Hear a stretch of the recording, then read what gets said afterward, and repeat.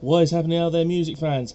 Yeah, CDs to me have now become the new whatever you could find a lot of back in the early 2000s or 90s, because I'm finding loads of them and they are incredibly cheap. Vinyl cassettes, they're becoming harder to find, but I do have some.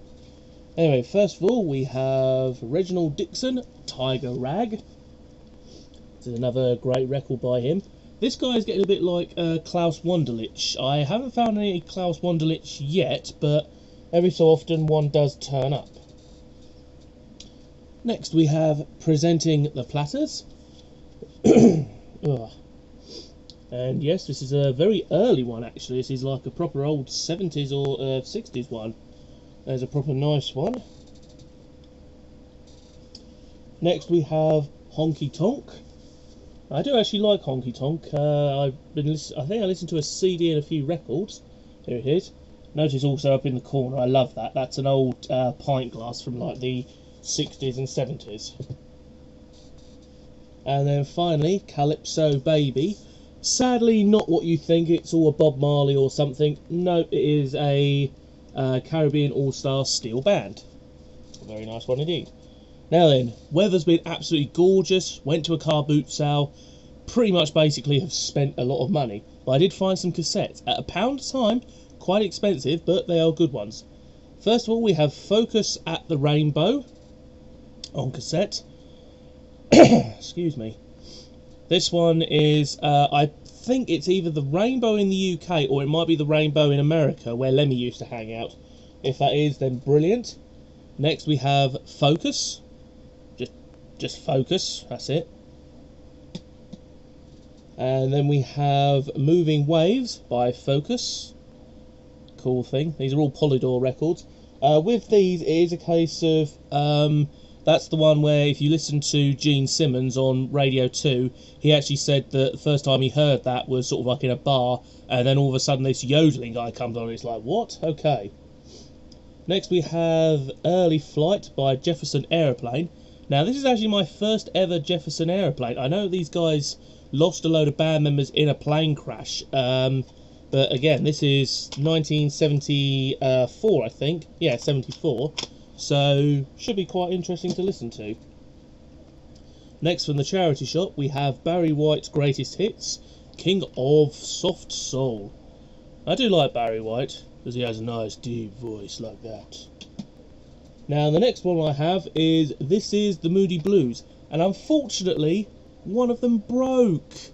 One of the cassettes broke. This is cassette 2, and this is the one that broke. I was rewinding it, and it broke. Ah.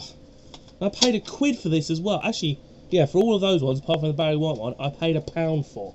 It just pisses me off, though, because it's like, ah.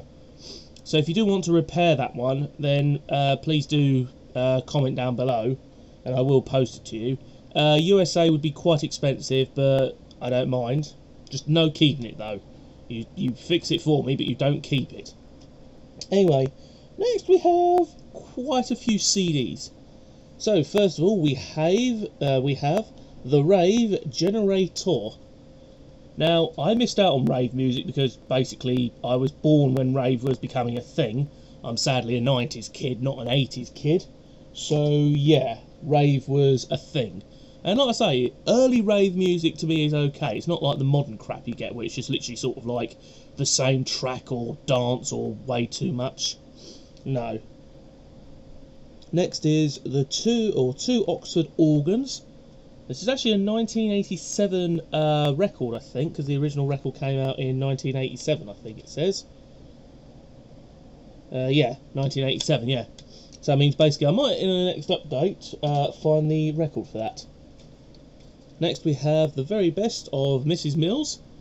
I actually like this girl because I do have a record on her. Haven't listened to it, but now I have a CD on her. She has unfortunately passed away. She passed away quite a while ago. I think in the 80s or 90s at some stage. Either way, still cool to get. Next we have Country Roots.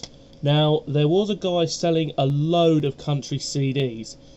Like, I think there was about 8 or 9 at 50p a time. I managed to stop myself because, again, if I was in America, I would have brought it hands down straight away. Because I am basically a country fan. I'm strange, basically, that's how I should say. But yeah, but anyway, that was a nice one to get. Next we have more Wurlitzer Wonder, and this is a real cool one.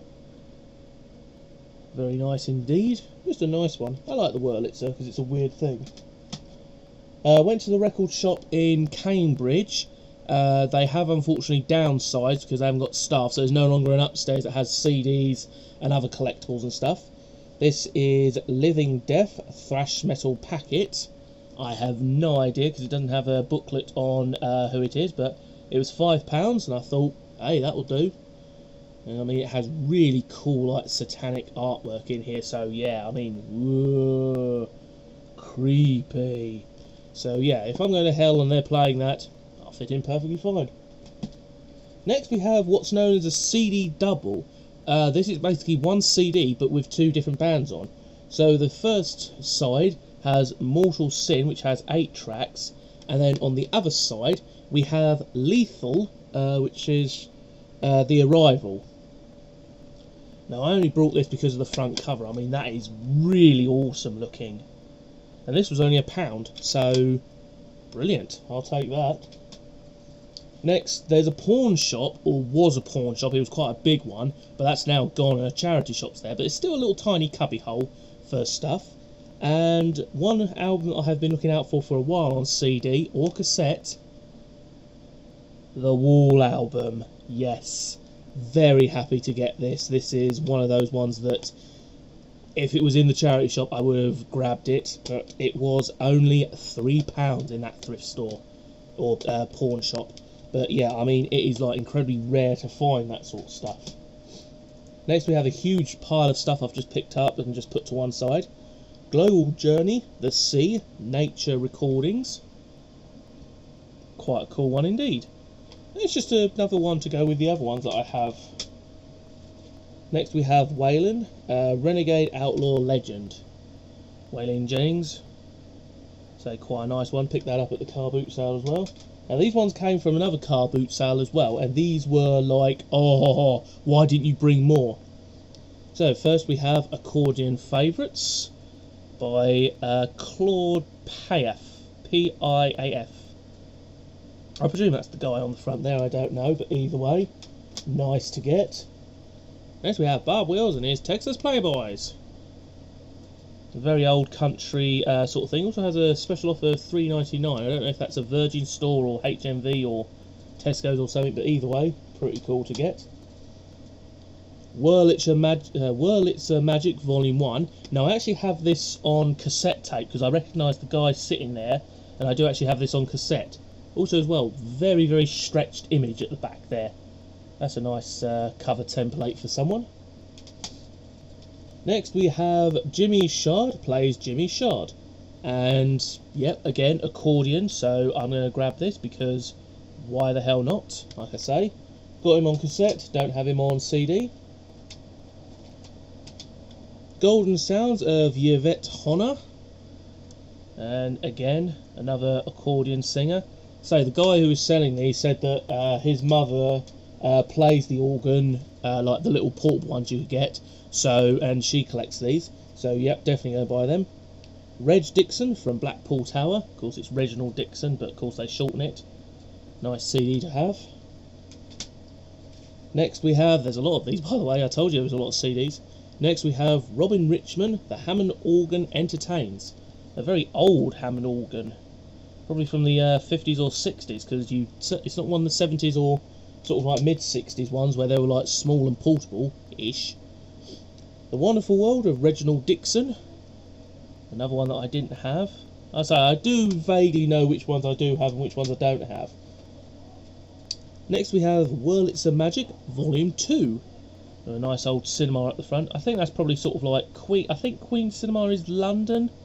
I'm not 100% on that, but I know that the charity shop I'm in, they're built on an old they actually live in an old cinema. It's like basically the whole front end's gone, but if you go to a certain area upstairs you can still see the outline of where the front of the cinema would have been, where they built on top of it, or on it. Next we have the Peking Brothers. It's Japanese music and it looks rather interesting. I just brought it because of the interesting instruments they have there. Next we have Elvis Presley, A Touch of Platinum, and this was a really nice album to have.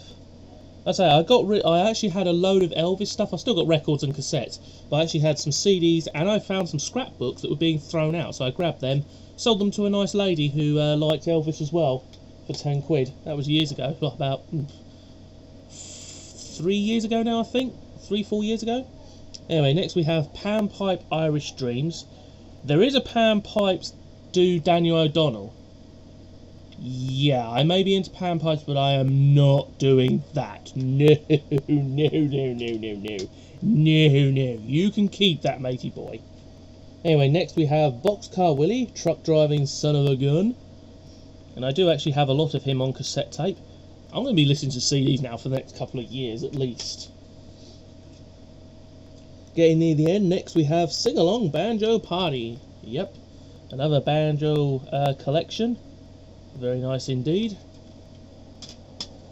Then we have The Magical Sound of the Pan Pipes Volume 3. Now I actually already have this one on cassette tape. So the thing is the fact that I will have the cassette and the CD, because the cassette tape's no good, or it does like that Moody Blues one does, snaps, I at least know I still have a CD to listen to.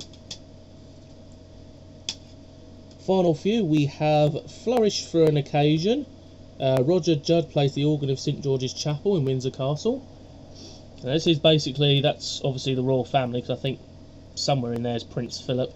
But yeah, this is basically sort of like all the royal occasions, or just when there's been an organ needed. Next we have AC/DC Highway to Hell. Now let me do it. Highway to Hell. That's probably completely fucked your speakers, so tough. But yeah, really nice to get that, especially seeing as there's not many people left in AC/DC. I think there's like the little school kid, and that's it. And the final one is the Beatles' Let It Be, and this was one of their last ever albums. It was Abbey Road and Let It Be, recorded in 1970, the last ever albums they made. But yeah, really nice to get. And that is officially it. So yeah, load of CDs. Like I say, they're becoming the new collectible, or easy to find. I mean, 50p a pound, a couple of quid here and there. I'm quite happy. Anyway, see you next time, and stay rocking.